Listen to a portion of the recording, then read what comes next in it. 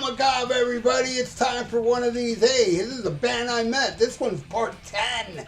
And still not even close to being done. So there'll be many, many more episodes coming up. I always put this at the beginning of the month. Unless it's Kiss Wednesday or Black Sabbath Sunday, then I'll put it on day 2 of the month.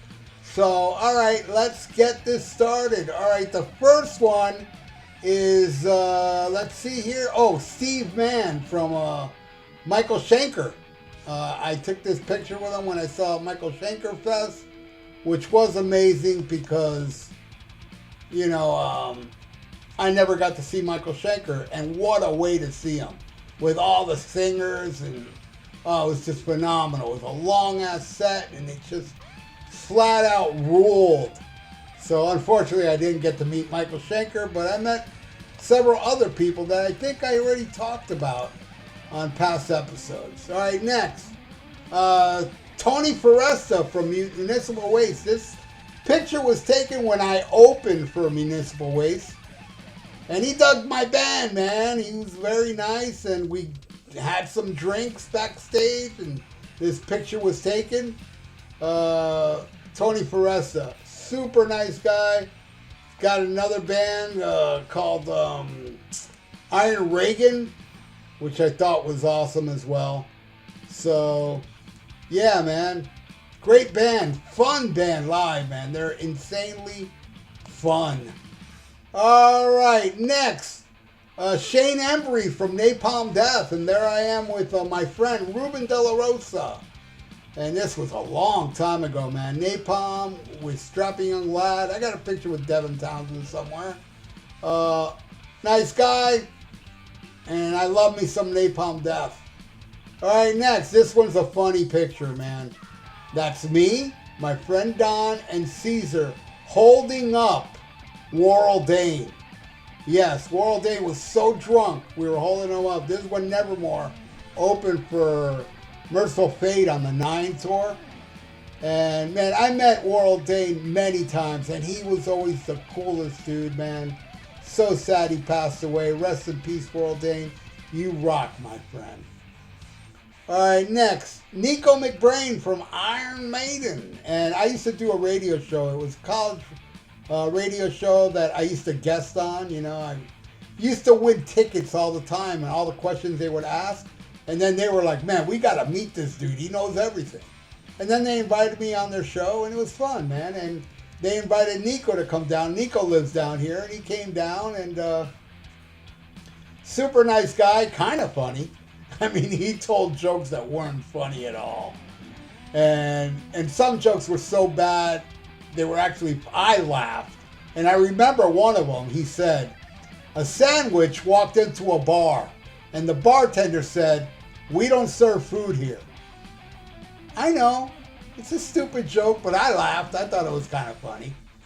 But yeah, there you go. Nicko McBrain. And I've met him many times. This was oddly enough the only picture I ever taken with him. Because once I get a picture with somebody, I'll never bother them for a picture again. All right, next. Nigel from Saxon. Man, this was great meeting him. He still plays amazingly. And I told him how I saw him back in the Denim and Leather tour. They opened for Triumph, Allied Forces tour. Can you imagine Triumph, Allied Forces with Saxon, Denim and Leather? How amazing is that? And yes, I know Pete Gill plays on Denim and Leather, but Nigel did the tour. And he's been with Saxon ever since. Awesome dude, awesome drummer.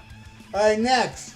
Night Demon. There you go. This picture was taken at my house, at my condominium, when I used to have a condominium, where I opened for Night Demon, became friendly with them, and told them, hey, you guys need a place to crash? You know, and they accepted my offer, and they came to my house, and I even did a little interview with them. Probably up on this channel. I forgot where I put it, but yeah, Night Demon. Now my drummer is their drummer. Brutal Brian Wilson is playing drums for Night Demon now. Brutal Brian was in Yngwie Malmsteen. He's in Hellwitch as well. And he was in my band. All right, Night Demon. Next, Mike Vescera from Obsession. Also was in Loudness and Yngwie Malmsteen. Super nice guy. And me and Ian there are wearing Vinnie Vincent makeup because That was the year Vinnie Vincent was supposed to be at Rockin' Pod. They talked about it. He said, yeah, just get me a room and security, we'll be okay. And then like a week before the Rockin' Pod, Vinnie demanded, I think it was like $10,000 or some crazy amount of money. And they were like, hey, can't do it. But anyway, so me and Ian showed up as Vinnie Vincent. But Mike Vescera, man, it was an honor meeting him because I've been a big fan of Obsession since, way back in the 80s when I heard Scarred for Life on Metal Shop. I ran out and bought that album. Then I got Martial Law and my favorite Methods of Madness. Love me some Mike Vescera. All right, next, Ozzy Osbourne, maybe the most famous musician I took a picture with. This was, I had a girlfriend that I bought her a meet and greet for Christmas. And I bought myself one as well. I bought us both a meet and greet. And it was months before, many months, like 6-7 months before the show I bought it. And then our relationship went to shit. Really, it got really bad toward the end. And I was thinking, man, after Ozzy, I'm breaking up. I can't take it no more. But, we had to meet Ozzy. I wanted to do that for her. It was kind of like my last gesture. Because honestly, I don't mean to badmouth her. I wish her the best. She was awesome when it was awesome. But she really fucked things up. I ain't going to get into all that. But I finally met Ozzy. I finally took a picture with Ozzy. Because in 1995, I met Ozzy. Because down here they had Spanish MTV Studio. And a friend of mine was a friend with the cameraman. And he told me, Ozzy's going to be there Friday. And, hey, can you get my album signed and stuff? I go, yeah, dude. So I went. And it was amazing. I met Ozzy. I got to talk to him for a while. Super cool. And then on my way out, walking out, Ozzy was taking pictures with the staff, like choking them, doing all these poses. And I'm thinking, fuck, I didn't bring a camera. And I regretted that forever until finally, I got a picture with him at the meet and greet. So there you go, Ozzy Osbourne. All right, next, Pat Travers.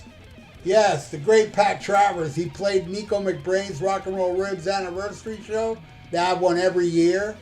And I told Pat, man, I saw you open for, it was Ted Nugent, Pat Travers, and the Scorpions. And he remembered the tour, but he didn't actually remember the gig that I was at. But I saw him with Kiss afterwards. I saw him open for Foreigner when Randy Rhoads died. Pat Travers took his place. And yeah, one of my favorite live albums of all time. Go For What You Know, Pat Travers. Check it out if you haven't. It's awesome. All right, next. Oh, this is special, man. Paul Williams. I'm a huge, huge fan of Phantom of the Paradise.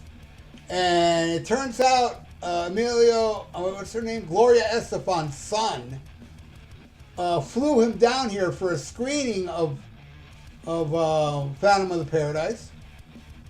And I remember that night we had a gig, my band Combat. We played a gig. I demanded to go on first.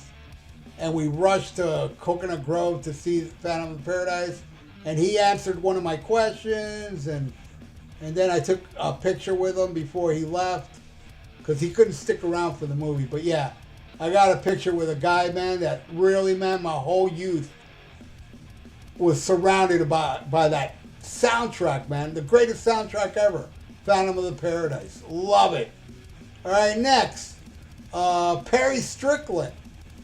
Drummer for Violence. This is when I flew to Oakland to see one of the Violence reunion tour. And yeah, super nice guy. Perry Strickland.